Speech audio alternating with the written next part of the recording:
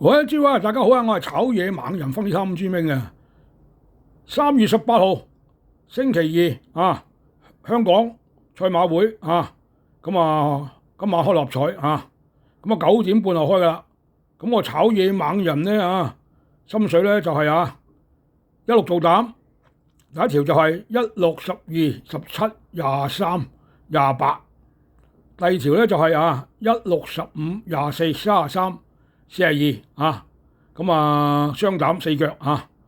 咁啊 OK 嘅啊，咁啊過嚟都睇下先。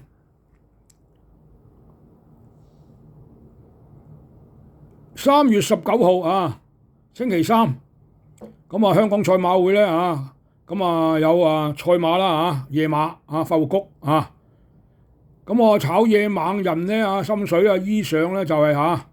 一場5班1650，咁我要咗3號傳承者騎手班德禮，哇呢隻馬近期狀況又好靚咁我要咗佢，同埋10號同寶寶騎手奧爾文，隻馬就 OK 嘅，好 fit 無出口立令，咁我要咗佢，咁好啦，過嚟睇睇先。2場3班1000，咁我要咗2號年少多好騎手霍雲星，呢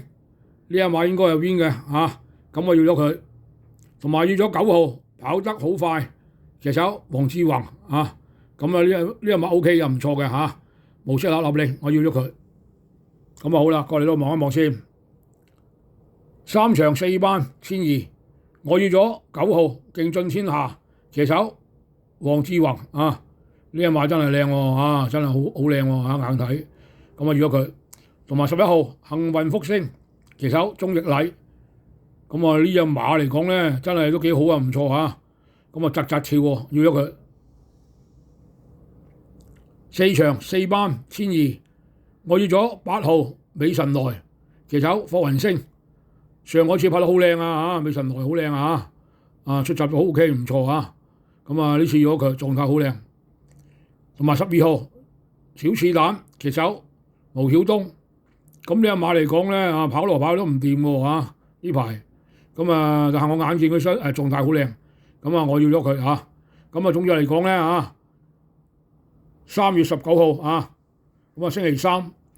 咁夜馬咧咁我心水衣上咧就係咁多4場咁好啦，同大家傾到呢度，分享到呢度好啦，